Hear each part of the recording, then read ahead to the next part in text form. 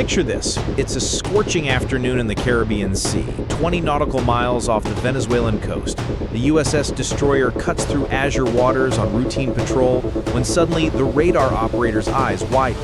There, barely visible beneath the surface, a phantom vessel slides through the depths. No military insignia, no registered transponder, just a gray ghost carrying millions of dollars in cocaine.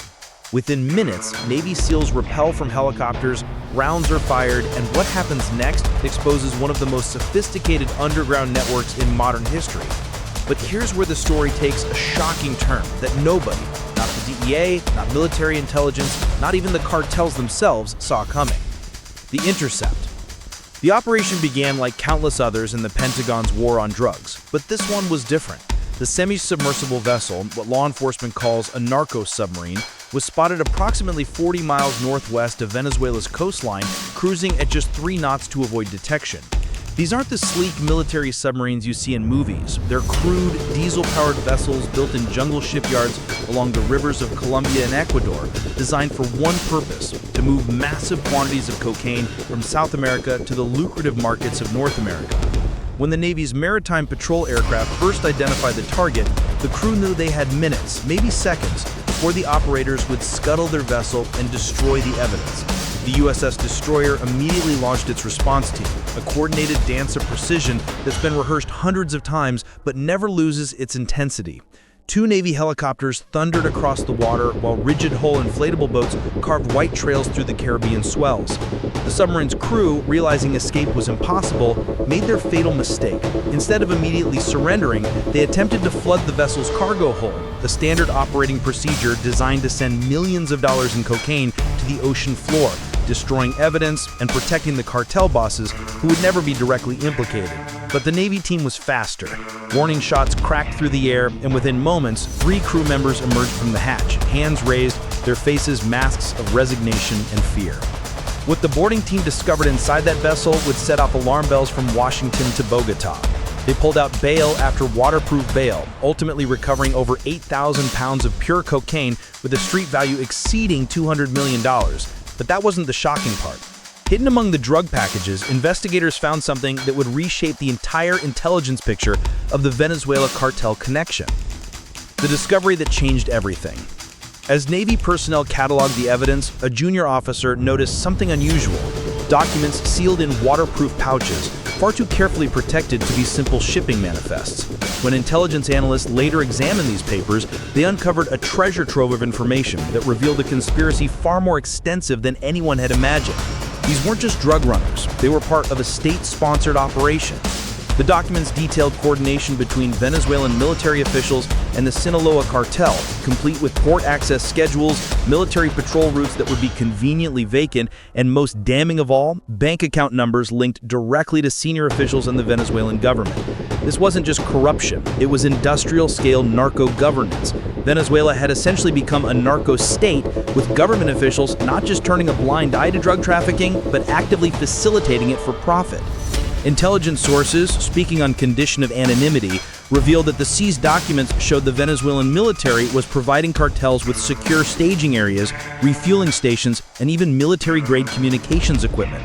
In exchange, cartel money was flowing into private accounts while Venezuela's economy crumbled under international sanctions and mismanagement.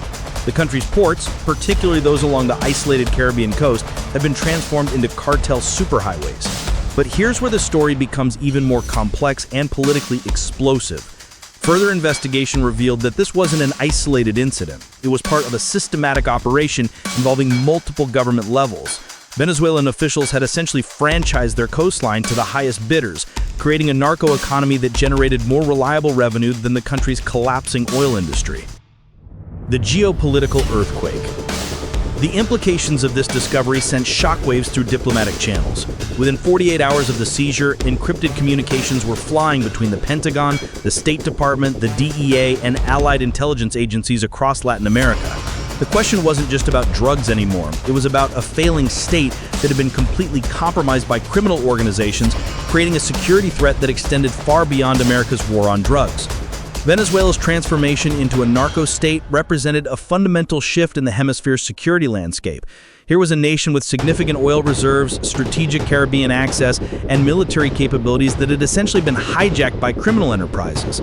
The country's proximity to major shipping lanes, its porous borders with Colombia and Brazil, and its government's desperate need for hard currency had created the perfect conditions for what experts were now calling a criminal governance model. Military analysts began reassessing the entire regional threat matrix. If Venezuela's government was actively partnering with cartels, what did that mean for neighboring countries? Colombia, which had spent decades fighting the cartels, now faced the nightmare scenario of a neighboring government that was actively supporting its enemies. Brazil, with its extensive Amazon border with Venezuela, suddenly had to confront the possibility that drug trafficking routes were being protected by a national military. The diplomatic fallout was immediate and severe. The United States Treasury Department announced new sanctions targeting specific Venezuelan officials named in the seized documents. The Organization of American States called emergency sessions. European allies, who had been cautiously engaging with Venezuela despite American objections, suddenly found their positions untenable. How could you negotiate with a government that was essentially a criminal enterprise? But if you think the story ends there, you haven't been paying attention to how cartels operate in the 21st century. Within weeks of the submarine seizure, intelligence agencies detected a dramatic shift in cartel operations. The organizations didn't retreat, they adapted. New routes emerged, bypassing Venezuela entirely and utilizing alternative corridors through Central America and the Pacific. Semi-submersibles became more sophisticated, incorporating better technology to evade detection. Some trafficking organizations even began experimenting with fully submersible vessels capable of diving to depths that made interdiction nearly impossible. The cartel's response demonstrated something that law enforcement has struggled with for decades. These organizations operate with the flexibility of corporations and the ruthlessness of military units. They have research and development departments. They innovate constantly, and they adapt to enforcement pressure faster than governments can respond. The Venezuela route wasn't eliminated, it was supplemented and diversified. Intelligence sources reported that the Sinaloa cartel, stung by the massive loss, implemented new security protocols. They compartmentalized operations more strictly, ensuring that captured crews could reveal minimal information. They invested in counter-surveillance technology, hiring former military personnel from various countries to train their operators in evasion techniques. Most troubling of all, they began exploring drone technology for small-scale deliveries and submarine-launched unmanned vessels for intelligence gathering. The Venezuelan government's response was equally predictable and equally troubling. Officials denied everything, calling the American allegations imperialist propaganda designed to justify intervention. They claimed the seized documents were fabricated, the named officials were victims of American smear campaigns, and the entire incident was manufactured to undermine Venezuelan sovereignty. It was a masterclass in authoritarian deflection, convincing absolutely nobody, but providing enough propaganda cover for the regime to continue business as usual. The human cost. Amid all the geopolitical maneuvering and cartel adaptations, it's easy to forget the human dimension of this story. The 3 crew members captured on that submarine weren't cartel bosses or government officials. They were desperate men from poor communities, offered more money for one voyage than they could earn in years of legitimate work. Their capture meant that they would face decades in American federal prisons, while the people who recruited them, planned the route, and financed the operation remained safely beyond reach. This pattern repeats endlessly in the drug war. The people who actually get caught and punished are almost never the individuals making real money or wielding real power. They're the expendable foot soldiers, the desperate poor, the addicted mules, the subsistence farmers growing coca because it's the only crop that generates enough income to survive. The kingpins remain insulated, protected by layers of operational security, corrupted officials, and the simple fact that they never touch the product or directly involve themselves in transportable criminal acts.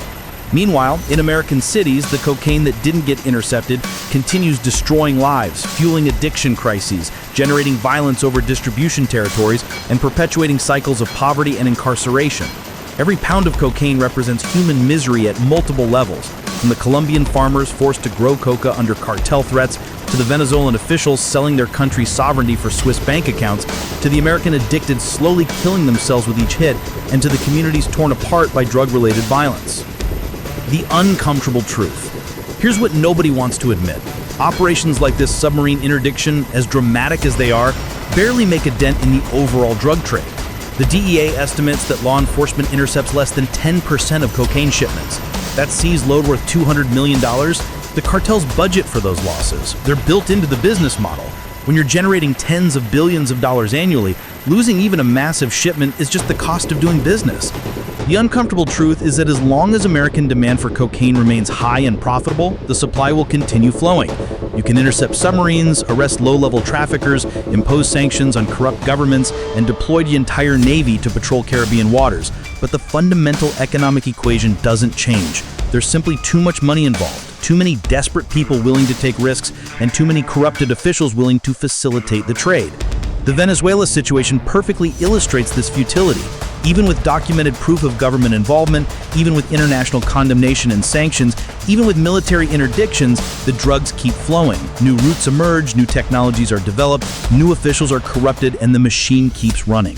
Venezuela's economy might be collapsing, its people might be fleeing by the millions, but the narco economy thrives because it operates in hard currency, answers to market forces rather than political ideology, and adapts faster than governments can respond. What happened next? So, what happened after the Navy destroyed that drug submarine and uncovered the Venezuelan connection?